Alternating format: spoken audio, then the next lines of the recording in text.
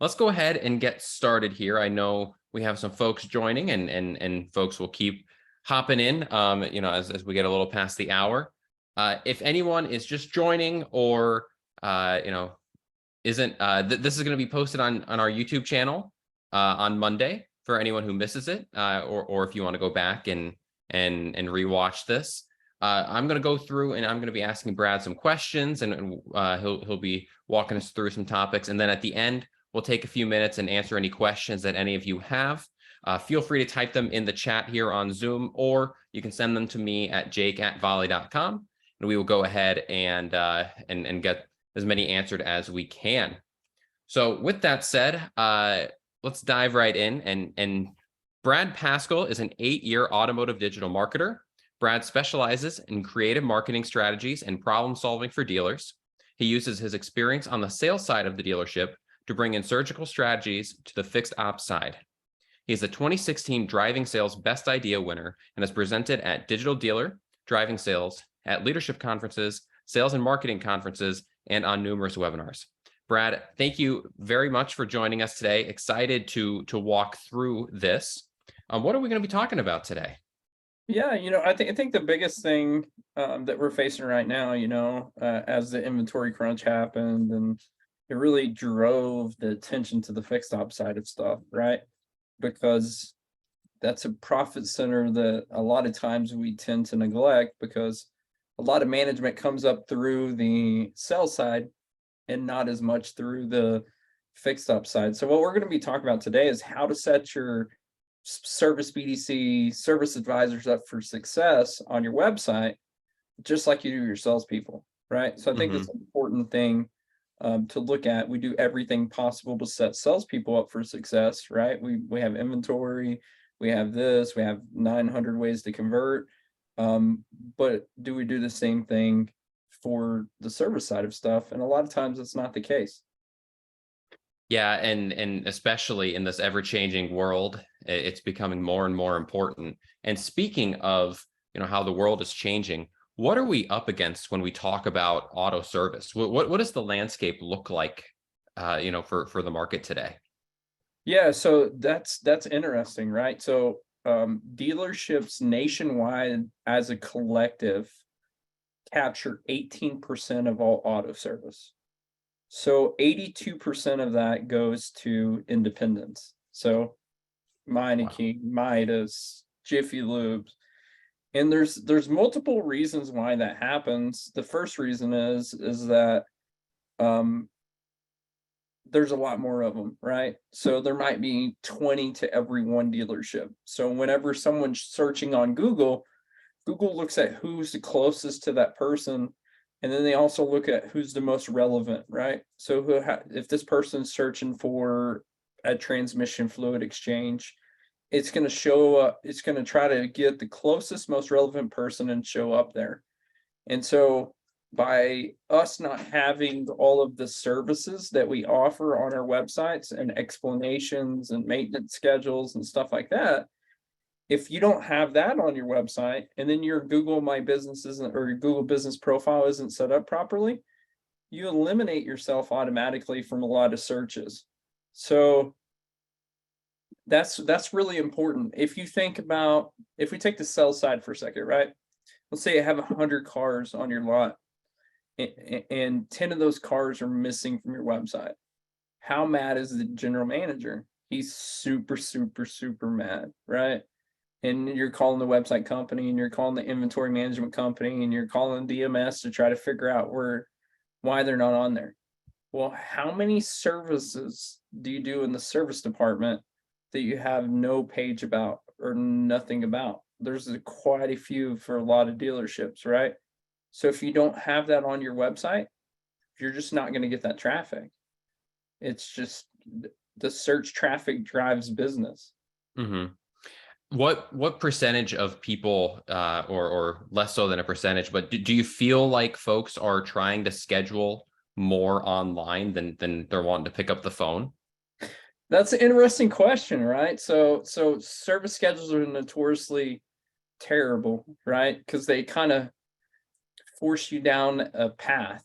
And so there's there's a lot of bottlenecks or a lot of extra opcodes and things like that and service schedulers, and most of them are framed in. So you lose a lot of visibility once that framing's in place. So what we see normally is about 30% of people who start the form will actually complete it. And it's multiple reasons. Number one, if you think about how things are set up on the sell side, right? And you go searching for a car, you have an SRP page, which gives you options. And then you click on an individual car and you go to a VDP page, which gives you details, right? That's how people shop. They shop the same way on Amazon. They shop the same way on Walmart. They shop the same way on Nike, right? And so our service departments aren't set up in that click funnel style format. And it's like all of the marketing goes straight to the service scheduler. Well, that's too early in the experience to ask for commitment because they're not used to that. And so that's one reason why a lot of them abandon. The other reason why is they're not technicians and you're trying to get them to tie their problem to an opcode, right? So I've seen dealerships that send everything to chat instead of a service scheduler, and they do a lot more, they do a lot better, and they have service BDC agents and they have things like that are reaching out to people, and their appointments go skyrocket. And the other thing that's really important is that not only do the important appointments go up, but they can add multiple things, right? So it's not just a one-line RO. A lot of times when you see people using the service scheduler, the RO come through, it's one line, they might have misdone it. The service advisor has to rewrite it when they get there, so it causes a lot of issues because we don't look at it from the customer's point of view. And if you want to be successful, what you could do is take 10 or 20 customers and give them different scenarios and have them run through the service scheduler and just buy them lunch or dinner or something like that. Well, it's funny you mentioned looking at it from the customer perspective, on top of you were talking earlier about how people shop on, sites like Amazon and stuff too. People are becoming more and more accustomed to having really good processes to shop online and do everything they want to do online. We just had Black Friday, of course, and how many people do you think did their Black Friday shopping and they go on Amazon? So, they want that same experience with their dealerships. So taking that, then what type of content should you have on your website so people know all of the services you offer? Yeah, so there was a recent update on Google, right? And it's called the helpful content update. It just came out in December. And so what everything's going towards is question-based content, right? So because a lot of times when we search, we're asking a question, what is this? What is that? What is this? Right? And so I'll give you an example, right? All right, how many questions have you heard about EVs lately, right? So Tons. the entry level service for a gas car is an oil change, right? What's the entry level service for an EV car? Well, it's tire rotations, right? And so if you follow the guys at like a Sodu or give those guys a shout out, they kind of did a little article on this. But EVs are a lot heavier and they have a lot more lower end torque, right? Because of electric motor. So what that means is the tire rotations are going to be needed more often, right? So if you started building content around what services EVs need and when they're due, right? And you started answering those questions that people are asking, then you could definitely make a big impact and grab a lot of that. Two reasons. First reason, because OEMs are going to have the technology to work on those first. Independents are going to have to play catch up. So there's going to be a time period to where you can grab those customers back over time of those EV customers. So it's actually a good thing because there's an opening right now. We just have to seize that opening and create some really good content and start working on grabbing that business organically. What is the best way to structure the website to help the service department? So if you could structure it where you had we call it a service menu page, where you have all of the services that you offer, multiple ways to convert. We have click to call, Apple Wallet, learn more. They can save. They can go straight to the scheduler if they want to go to the scheduler. But we kind of create a click funnel. So we create a service menu page, and then we create a service detail page, which is a detailed page about that service. So it'd be equivalent to the VDP page, right? With all the information on it. And that seems to be the best way, because it's the same style that they're used to on Amazon and stuff like that, because you have to have a mixture of user experience, information, and then conversion, right? To really try to capitalize on that. So we see that conversion rate go from about 30% to about 45-50% if just by implementing that style, right? Mm-hmm. So and then when you're looking at the service detail pages, like I said, you just really want to answer questions. And then one thing that's really, really important for all websites is on your homepage, you should have quite a bit of written content that are actual words, right? Primarily, you should probably have about 1,200 words, right? But within that content, you'll see some websites that are linked, right?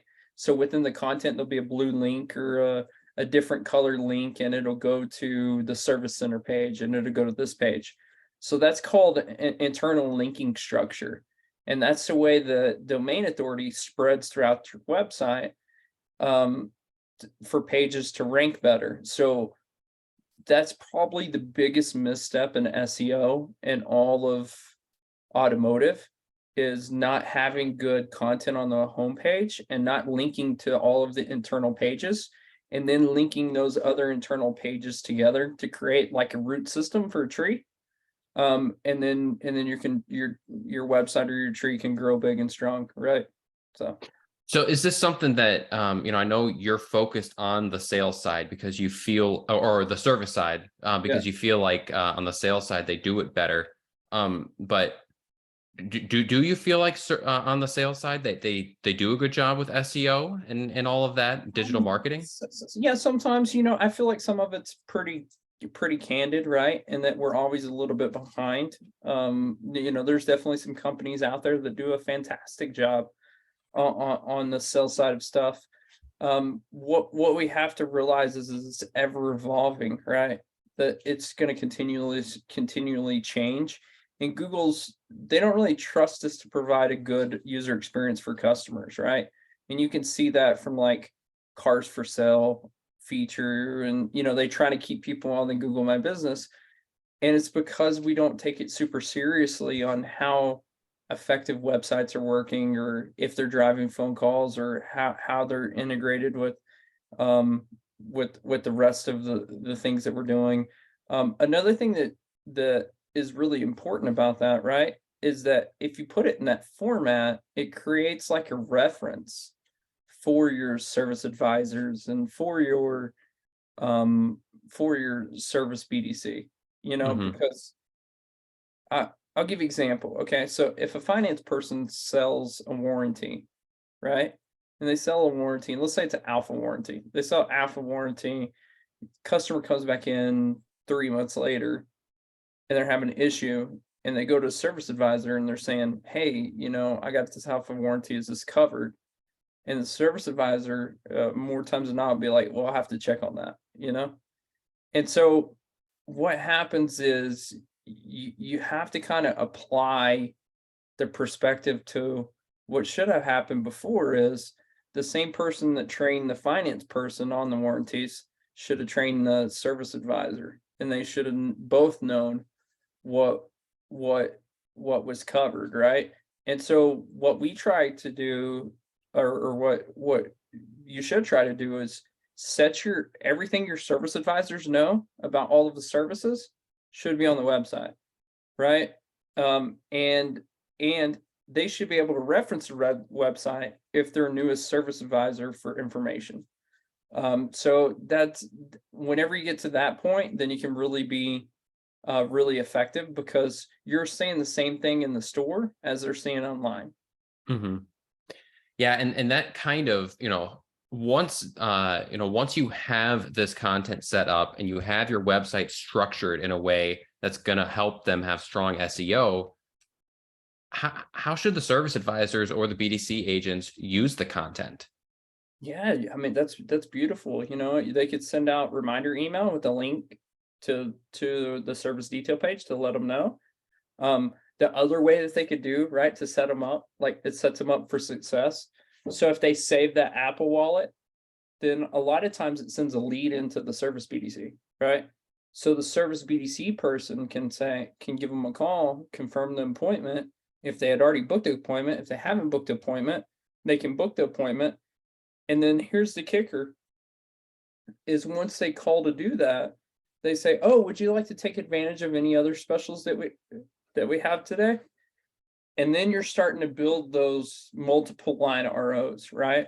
So it takes a little bit of coaching and it takes a little bit of that, but it makes a lot better experience because if you can start to build ROs that are more than one line before they even come in, before they ever do a multi-point inspection, then you're setting up your service advisors for success. You're setting up your service BDC for success. You're setting up your technicians for success, and they're not having to work so hard, or they're hearing it 2 times before they come in, and then when they hear it the 3rd time, it makes it a lot easier, right? Because everybody's saying the same thing. So that's the biggest thing that I want to get out of this today is like everything that you know in the service department should be on your website, and everything should say the same thing, right? And everybody should have reinforced that.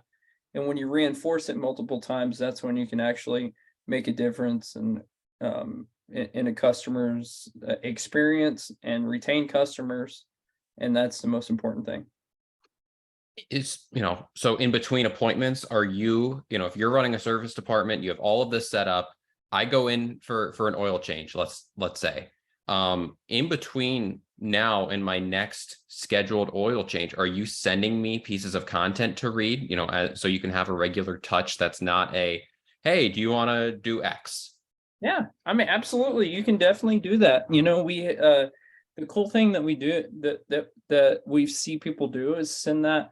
It's no difference from, do you remember when whenever you're selling cars, when I first started selling cars, right? You used to have evidence manuals, right? You used to have evidence manuals. You could give them an evidence manual and say, look, this, and this, and this, and then this is Edmunds, and this is this. It's almost like that, except for it's not paper anymore. It's a link, right? To, hey, look, this is how this works, or hey, this is a video on how this works, or look, this is what the recall is. That's another thing is having a recall checker page is super important too, right? So that the customers can do that.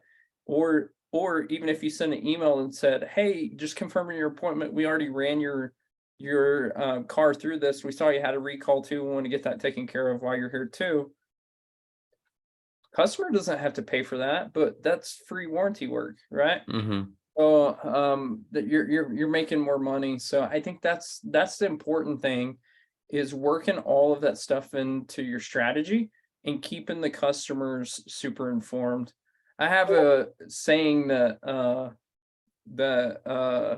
I've said multiple times, but I'll say it for you, right?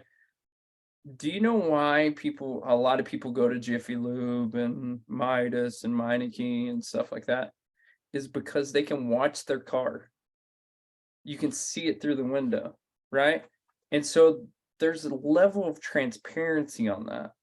A lot of times whenever we're in the dealership, we take the car to the back and it's in this unknown land that you can't see anything, right? Now there's some dealerships that do videos and stuff like that, and that's really important. But it might be gone for 2 hours and then it gets back, and then you're re-looking over everything, right? Because you didn't see what happened in that situation. So nobody gets upset. Have you ever been to Krispy Kreme, Jake? You ever been to Krispy Kreme? Oh, my wife loves it. Yeah. All right. So it doesn't matter how long the line is at Krispy Kreme. Nobody gets upset because you can watch a little donut and you watch it go down on the conveyor belt, and it's the transparency, right? It's the transparency of that. And so the more transparency we can add to the website, to the process, to what we're saying, to what's going on with the cars and stuff like that, that's the other piece to win in the equation of taking that business back, right? Hmm. So, Yeah, and something you said that I just love the idea of is having a page dedicated for warranty for recalls, you know.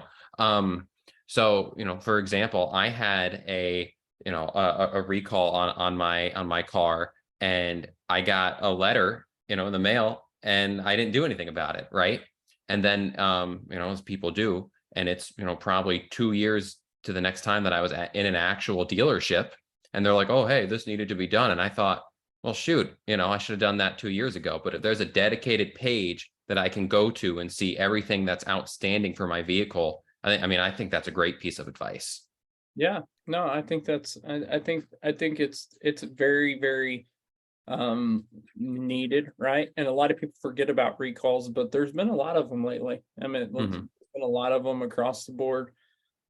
So it's super important to get those done. I just have one. I'll give you a real life experience. I just have one that just came out this last week.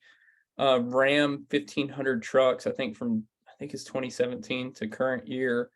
The tailgates are randomly opening, so you got to take those in to make sure that that's not going on your model, which is super important. So you know, and even if here's a little tip, right? So like if you're close to making your numbers at the end of the month, make every single one of your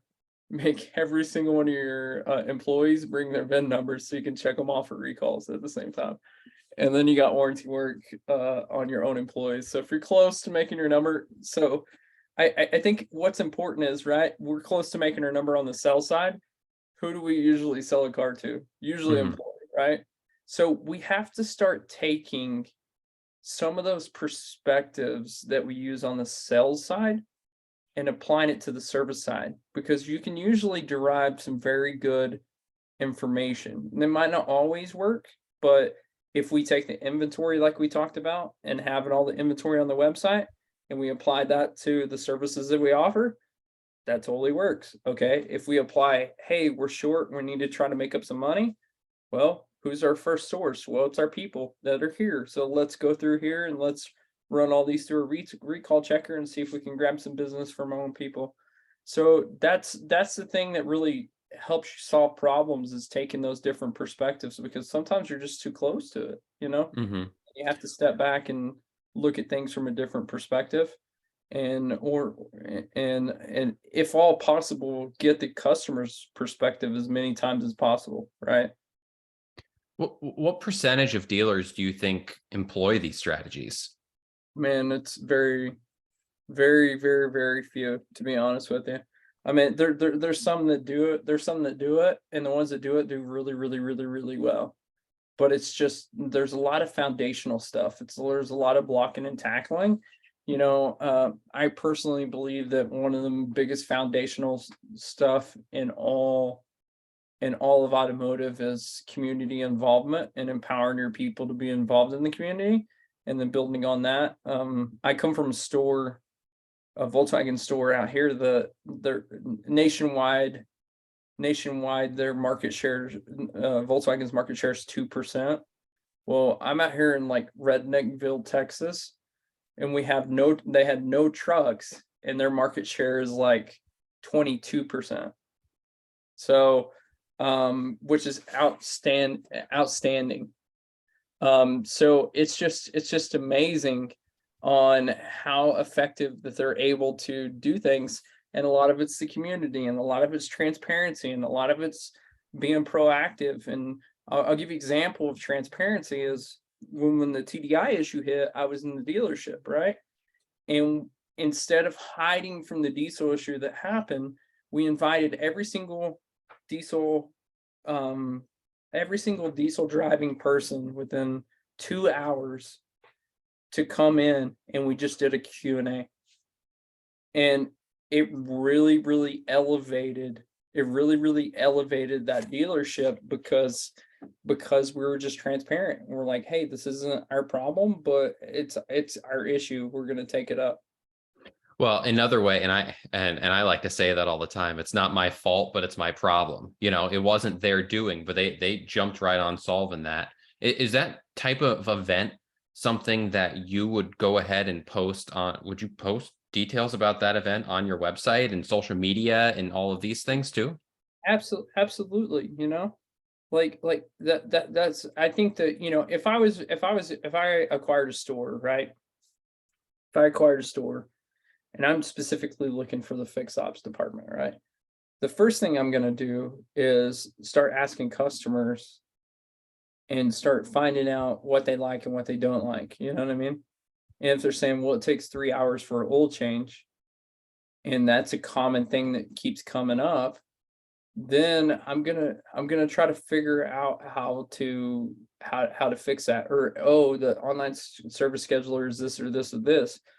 Then what I'm gonna do is probably gonna go to the customers that are the most loyal customers, and I'm gonna invite them in and just do a Q&A and have them run through the service scheduler and try to figure out any problems that are going on. And I'm gonna do that before I look at ELR or anything like that, because the customers are your foundation, right? And so if you don't have that part figured out, it's very hard to even jump to the website, right? So that's how I would approach it. Just because, you know, it's a lot easier. It's a lot easier to retain customers than it is to get new customers. For sure. And that, really extends to pretty much any business, right? Yeah. How often would you say that a website needs to be updated? How often do they need to be working on this? Yeah, that's a good question. So normally it needs to be updated, at least once a month, and then go back and update those pages too, which is really important because Google will recrawl and they like it when you add information and stuff like that. And then you actually get bonus points for updating information. So like here's a really cool thing. So let's say if you created a page on Toyota 4Runners, right? And let's say you created like a Q&A page on Toyota 4Runners. Okay. Let's say it's a 2020, right? So you have 2020, but your URL says Toyota 4Runner research page. Well, what you can do is take that old content and change it to Toyota 4Runner research page 2020, and then put the 2023 stuff on the old, so you don't lose that content, but you have it updated, and you're constantly updating that one URL, and that will go pretty quick. So Yeah, for sure. We're going to take a quick break here and bring in Liza from Volie, who's going to talk about something new with Volie, and then we'll dive right back into this. I actually have a follow-up question that cool. that we'll get to. Let me bring Liza in here, and as I'm doing that, everyone, don't forget you can email me, jake@volie.com, any questions you have, and we'll try to take the last 5 or 10 minutes of the hour here and get to those here, any that you have. Liza, the floor is yours, and I remember to turn on screen share this time. Perfect. Thank you very much. Yeah, no, great first half. I think my team, we're all kind of chatting back and forth about, ooh, that's a great idea for this, or like, so thank you so far. Exciting stuff. I'm going to share my screen really quickly. I've talked with my accounts about this. Hopefully you've heard this already from your account rep. You know that it's coming. We are updating the calls search page. We're also going to be updating the voicemails search page. It will be called missed calls, so it'll kind of match the language in the communication center. But I want to give a really quick overview of the calls search. I know everybody uses that pretty much on a daily basis. So you can kind of get a sneak peek before it's actually deployed. We also have some documentation coming out to follow this. So you should have the documentation before this actually goes live. So that will help kind of address any questions off the bat as well. This is the new search screen. So At a glance, it's sorted exactly the same. Your most recent calls are going to be at the top. If I scroll down, it's the older phone calls. There's some additional information visible in this new screen. If I scroll over to the right, it makes it really easy to see because there's these green check marks and red X's, but you can easily kind of scroll with your eyes to see whether or not the call was missed. For example, if there was an appointment set, confirmed, rescheduled, canceled, seeing that at a glance, whether or not a hot alert was sent with that call, whether or not the call was transferred. I get asked that a lot. Whether or not the call was suspicious, some duration information, etc. So lots of good stuff, just high level at a glance. Your search options are still available, kind of some of the same ones that we had before. So you can enter a specific date and time, a specific store or campaign, a specific rep, dispositions. Jumping down, we can filter now for specific types of missed calls. So voicemails, agent drops, certain appointment status calls. And then along the bottom, again, we can filter specifically for suspicious calls. So if you wanted to pick, 10 a week to review those, probably a good practice. Filtering for whether or not there was a transfer on the call.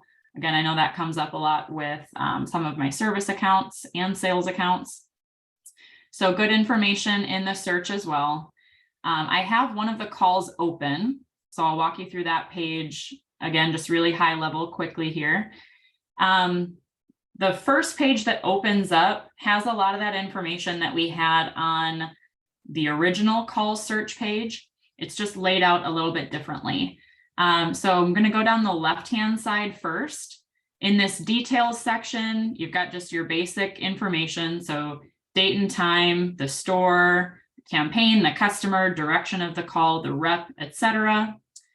If I scroll down, there's this new section, which is cool. It's called Insights.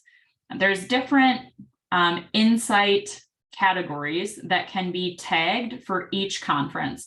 So just at a glance, you can kind of see some of those high level attributes of the call.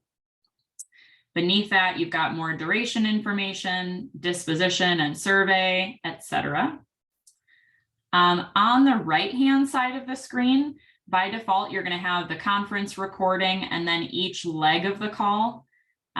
Easier to see now. If it was a transfer, for example, this one was an internal transfer to a rep rather than an external transfer. That makes navigating this page a little bit easier. It's more obvious what you're looking at. And then there's lots of different tabs along the top that give you different information. So this is what we've been telling you guys to get excited about, lots more visibility on these calls. If I click in the more section, things like, was there a hot alert associated with this call and who did it go to? Kind of that same information that you could find on a different management page, but now it's all here in one spot, makes your life a little bit easier. Follow-ups that would have gone to the customer, inbound insights. So again, like more on hold duration, missed call information. I have a missed call pulled up here that I'll show before I give the floor back to Jake. But these will be really fun to kind of trace. Using that new missed calls page, you might find a missed call that you want to dig into. This one, for example, is a customer dropped call. So I'm in that missed call tab. There's no recording because this is one of those really short duration, customer just hung up right away.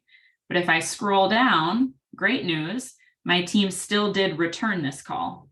Here's the recording of the return call. I can see some of that basic information. And if I want to trace that call, I can click into it right from here, and that'll take me to the call where my agent called this customer back.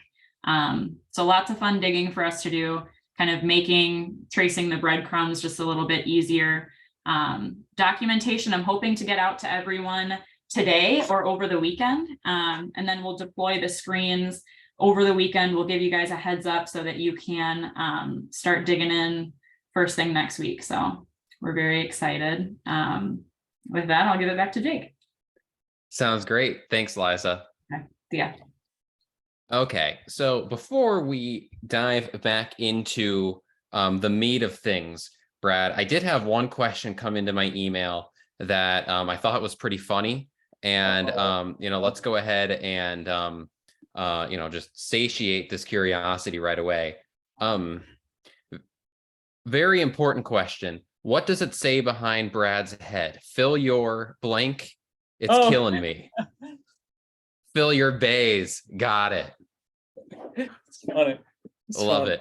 it. Okay. I'll show you something else too that you don't see normally. So that's my handwriting on my baseball cap, and it says "Here to help." And so I'm always down to help if anybody has any sort of issues or problems, or problem that they're dealing with, or something that they can't that they're having trouble solving.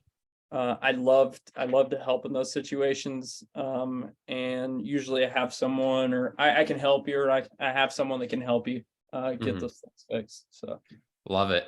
Love it. And I gotta say, your handwriting is probably better than my handwriting. So yeah, it looks like a third grader's, but that's okay. well, maybe mine looks like a first grader's then. And it's progressively gotten worse, but that's okay. So anyway, so now we have the content on our website. We're updating it. What do you need to do? How involved should your BDC agents be? What do they need to know about your digital efforts there? Yeah, so well, a little background. Okay, so I used to run the BDC at the Volkswagen store, and in fact, my wife runs the internet department at Street Toyota. So we're a BDC pretty much family, right? Because she started the service side, she runs the sales side. And so what helps service BDC people the best is that if they know both jobs, first off, if they know the sales side and the service side, and then if they can shadow the service advisors pretty often, then they kind of start to know what's going on. So there's pretty extensive training on that side. And then once that's done, then they can use that stuff for references, right? Because you have coupons on your site, you have pages that they can send if someone has a question.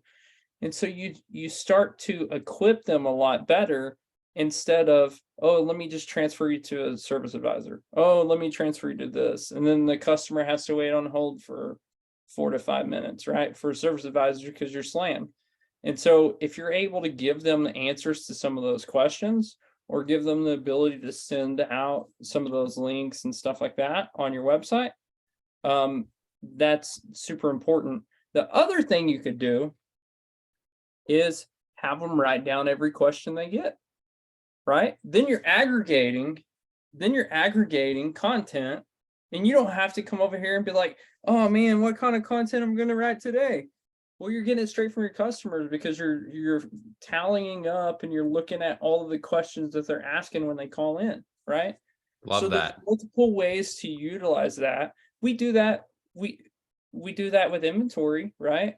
So if we have people if a car is super hot and it's coming in, you're like, oh man, I'm gonna go buy more of that, right? Or we look in Viato, or we look in Shockwave, or we look in Stockwave, or we look in stuff like that, right? Or we look in VinQ. So why don't we do the same thing for content, right? What questions are people asking? How do we create content around this?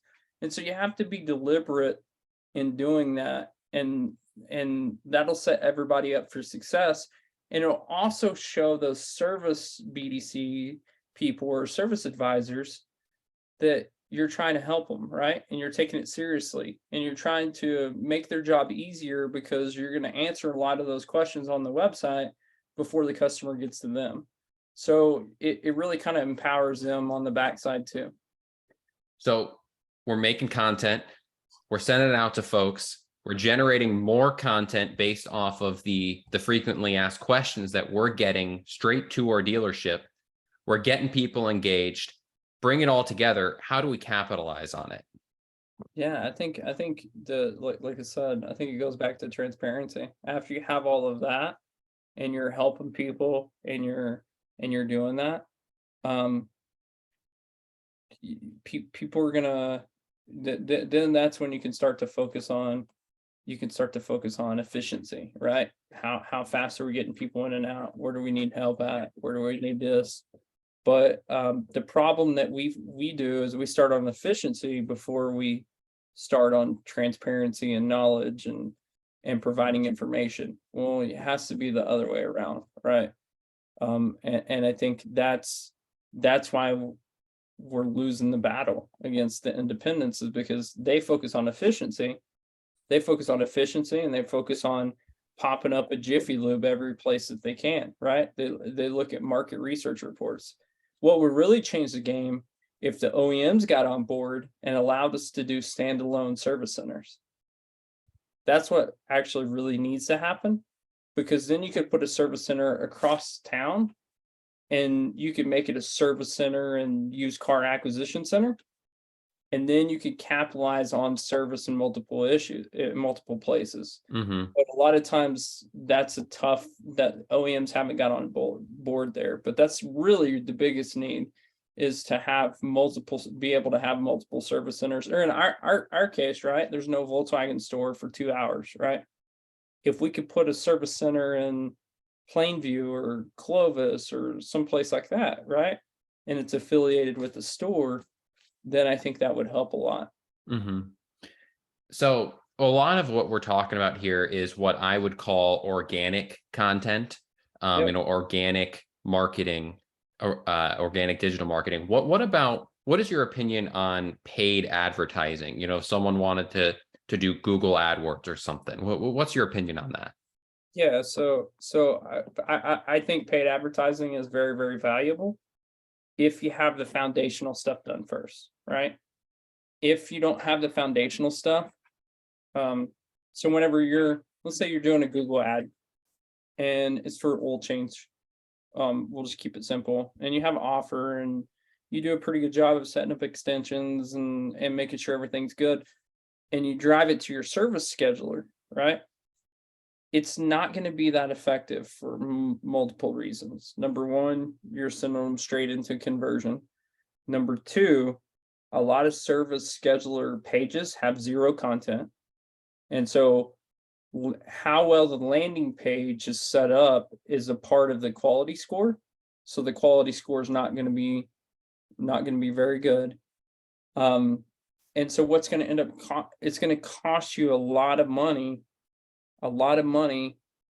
for subpar results. Now, if you set it up where you have a service menu page, and then you have service detail pages, and then you have paid media of an oil change go into an oil change page that has information and pricing and conversion and everything like that, your quality score is going to be much, much, much higher. And there's a much higher likelihood of that customer converting, right? So if you send it to the right pages, paid media is fantastic, and you can drive really good results. But you have to do the blocking and tackling stuff first, and you have to build the content before you can really make an impact that way, right? Now there's multiple ways to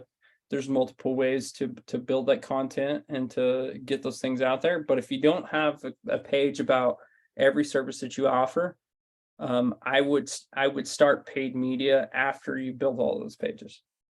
And then to kind of build off of other forms of digital content, how do you feel social media fits into your digital marketing presence for your service department? Yeah, I think it's super important. You can definitely, there's a lot of companies where you can pull lists of cars that are in a certain area, or certain, how old they are, how many miles they have and stuff like that. And you could advertise services to those people, right? One big thing that's super big too is a lot of dealerships, there's a misconception that, let's say, we'll pick on these guys for a little bit, but so let's say you're a Mitsubishi dealer, right? Do you think you can survive on Mitsubishi vehicles alone in the service department? Probably not, because they don't have a whole lot of units in operation, right? So in a store like that, you can create separate offers for off make cars, and then advertise those, right? So that's where it makes a big impact for stores like that are smaller brands, right? Mazda, you know, Mitsu, smaller brands like that can really make a big impact with social media and with paid media if you have a good strong foundation and they go after that kind of stuff. Hmm. So if someone's thinking, okay, well, all of this sounds great, but I don't have the manpower to update my website, to worry about paid ads, worry about social media, all of this stuff. What would you recommend somebody? It's not going to be what you think, right? Because I'm a sales guy, right? I'm a sales guy at heart. I sell cars. So the typical answer would be give me a call, right? That's not the answer I'm going to go with. The answer that I'm going to go with is look for people in your dealership. Because when we looked for people in the dealership that I worked at, we found someone that was a coder, and we found someone that was a writer, and we found someone that was a graphic artist, and we found someone that was this. And so just because you don't think you have those people, you probably have those people. They're probably already in there. And so if you're a smaller dealership, which I came from, it's always better to be resourceful than to use all your resources first, right? Mm-hmm. What's sense in you going and paying people a ton of money if you have those people within your dealership already? And so I truly believe that.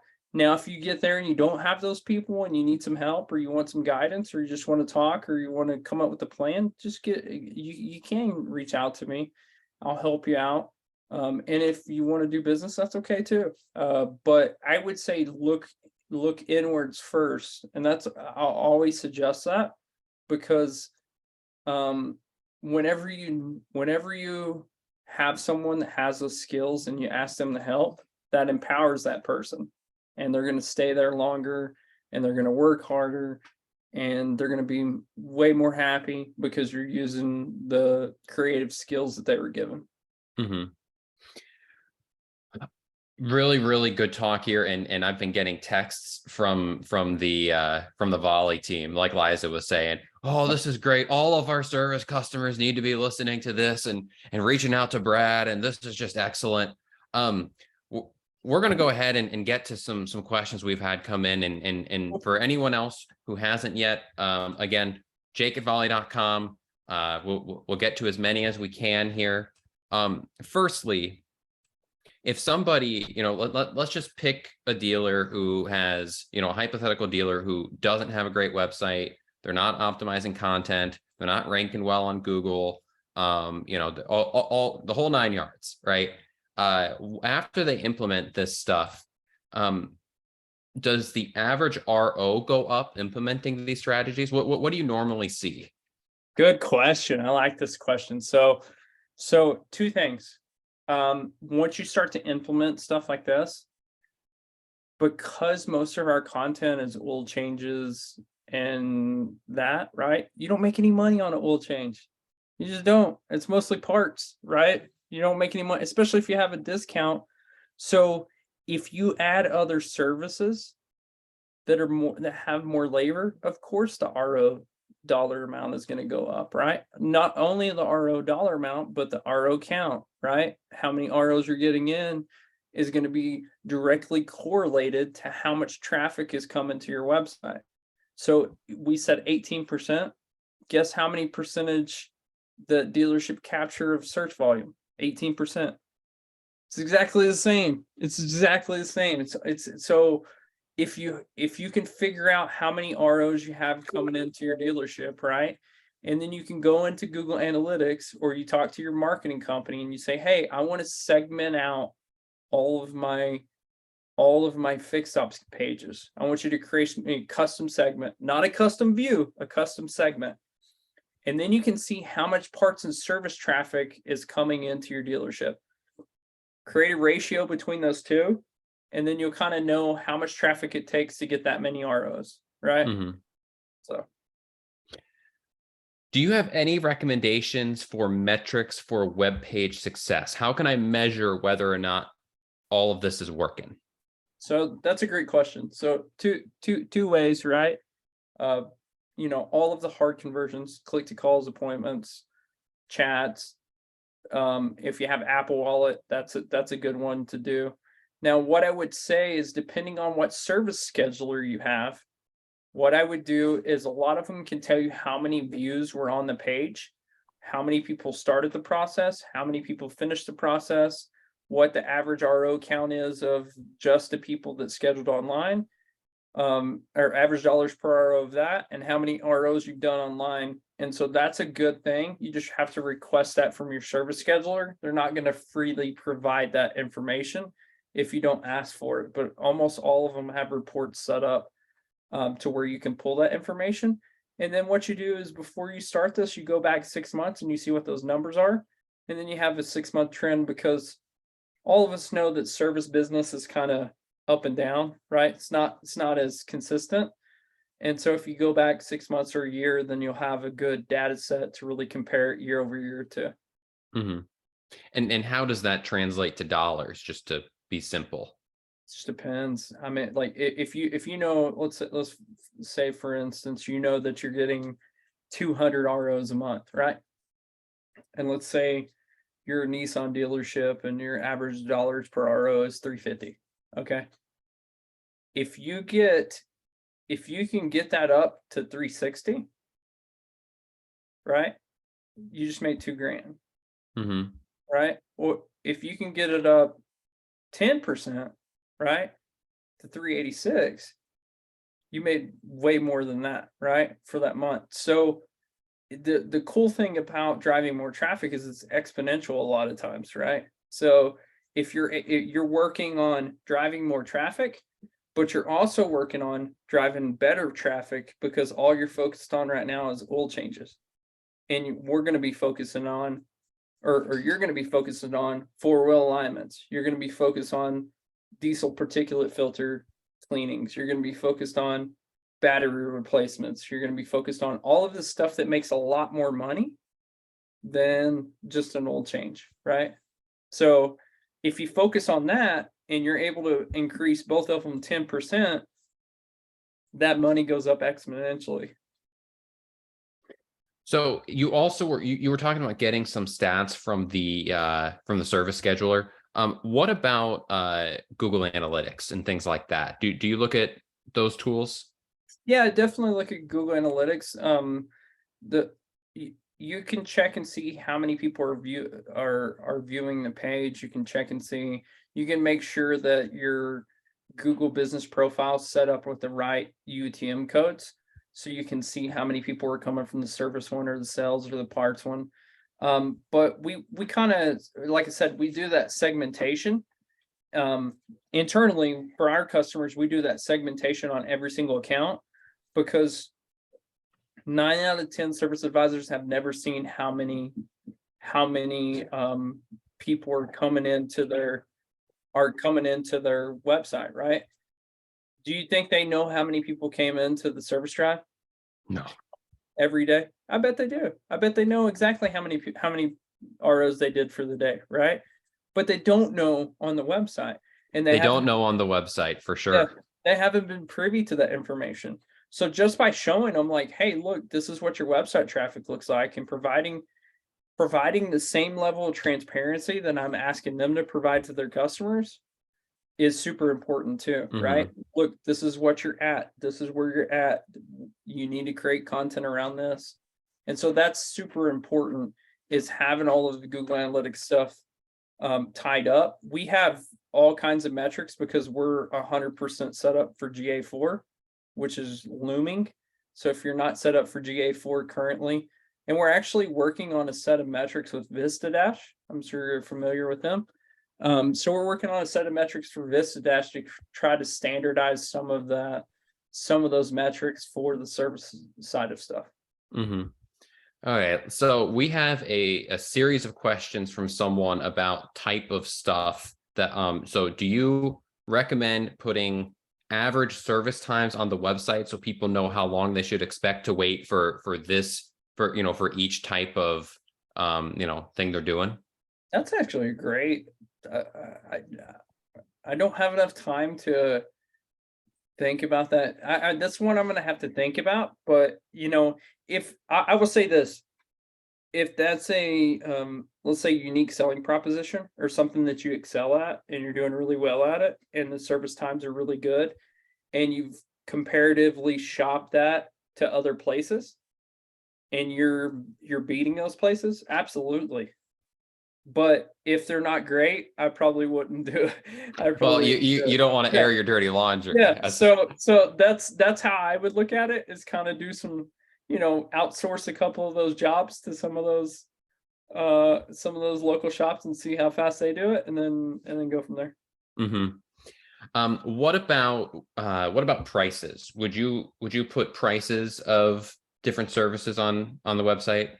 100%. Hmm. It doesn't even matter if it's door rate, because here's the thing: if you don't put prices, automatically every consumer that you can almost think of thinks you're hiding something. I It think, just happens. It just happens. If you don't have pricing on every service that you offer, they think you're hiding something. and a lot of folks already have the perception that dealers are trying to rip you off anyway. Yeah. So Would you buy a car if it had no price? well, that's kind of the thing. If you have vehicles listed on your website, you have their prices. So certainly you'd think. And people start to think, because it's a smaller amount, that it doesn't matter as much, but it matters even more a lot of Mhm. times, because lack of transparency is lack of transparency, regardless if it's $35,000 or $19,000 or $19 oil change, right? Mhm. So building off of prices there, their final question for this was, would you put coupons online? Yeah, you can definitely you can do you can do a mixture. You're not set, right? So what happens on vehicles, right? Some of them you have rebates on, some of them you don't have rebates on. You might have got a whole pallet full of 44K from BG that you need to get rid of, right? You might have got 57,000, or actually, this actually happened. I had a dealership that had 5,000 key batteries that we had to get rid of one time. So stuff like that happens, right?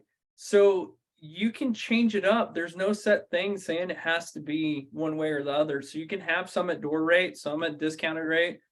Hey, I'm really pushing this service a month. Hey, I got these parts in the back that we really need to use. Let's try to create a special around this to get this service in so we can get rid of these parts, right? Mhm. Okay, so this is a good one.